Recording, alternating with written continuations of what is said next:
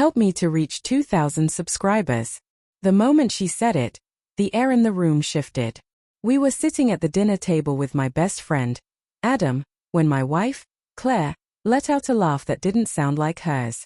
It was lighter, flirtier, almost nervous. She placed her wine glass down and said, "If I weren't married to you, James, I'd probably go for Adam. He's dangerous in a good way." For a second, I thought I'd misheard her. The sound of her voice echoed in my skull like an explosion in a quiet room. Adam chuckled awkwardly, his eyes darting toward me. I froze, my fork hovering halfway to my mouth, heart pounding against my ribs. "Just joking," she added, trying to diffuse the silence that followed. But there was something behind her eyes. Something too real for it to be a joke. Adam rubbed the back of his neck, muttered something about the steak being great, and took a sip of water. My wife reached over and touched his arm. Just briefly. But I saw it. That quick, unnecessary touch that felt loaded with something unspoken. The rest of dinner passed in fragments I barely registered. Laughter that didn't reach my ears. Words that felt hollow. Every time she smiled at him, something inside me twisted tighter. After Adam left, the house felt unbearably quiet. I gathered the dishes while Claire poured herself another glass of wine. She stood at the counter, staring at nothing in particular. What was that supposed to mean? I asked finally. My voice came out lower than I intended. She looked up, confused. "What do you mean?" "That joke about Adam." She sighed. "James, it was a joke. You're overthinking it." "Were you?" I pressed. Her expression shifted, a flash of defensiveness passing over her face before she forced a smile. "You're being ridiculous." I nodded slowly, but the unease didn't fade.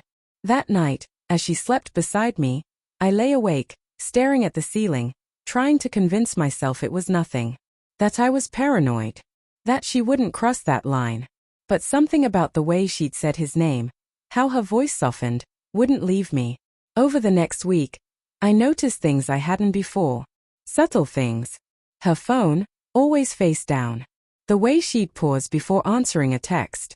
The faint perfume that clung to her clothes even after a shower. I told myself it was all in my head. Then, one evening, she mentioned Adam again. "He called earlier," she said casually. "Just wanted to check if you'd be joining his birthday party next week." "Did he?" I asked, trying to sound indifferent. "Yeah. He's such a nice guy." She smiled, almost wistfully. My chest tightened. "You've been talking to him a lot lately." She shrugged. "He's your friend." I thought it was fine. The way she said it made me feel small, unreasonable, as if I were accusing her of something she hadn't done. Maybe I was. Maybe I was losing my mind. That night, while she showered, her phone buzzed on the nightstand. A message flashed across the screen. "Adam, miss you already." My blood ran cold. My hand trembled as I picked up the phone.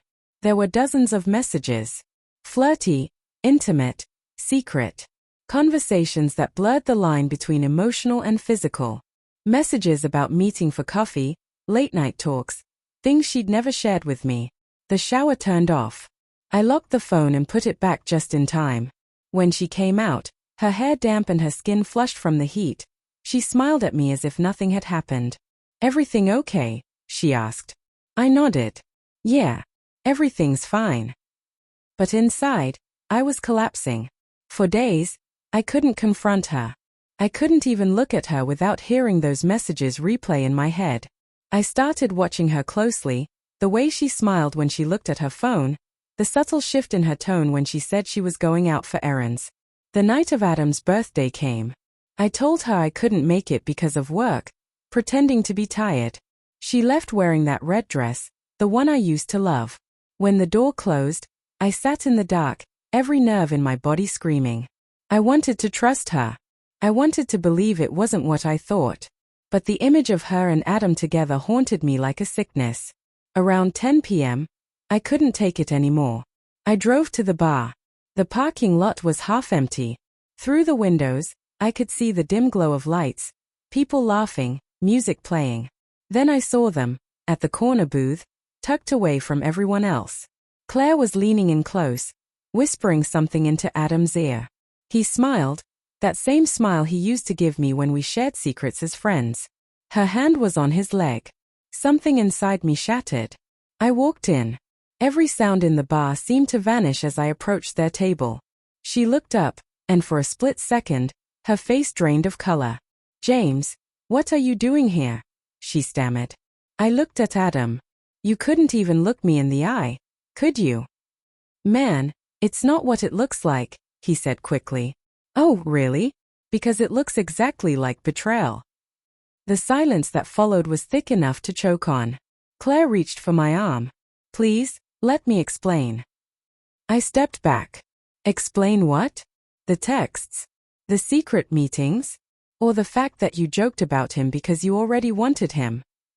Her lips trembled. "It didn't mean to happen.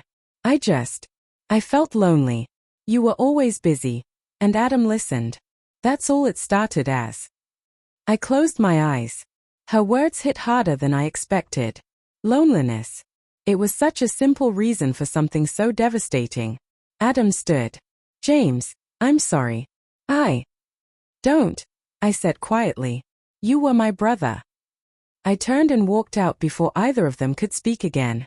When I got home, I sat in the dark living room, staring at the empty space beside me. Every memory, every laugh, every promise felt hollow now. She came home an hour later, her eyes red from crying. She sat across from me, silent for a long time. "I ended it," she whispered. "I told him it's over. I'm so sorry." I wanted to believe her.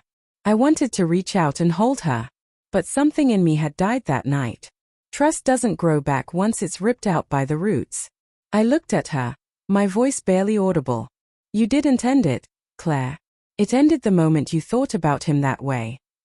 She broke down in front of me, sobbing into her hands. But I couldn't move. The tears didn't come for me. Only silence.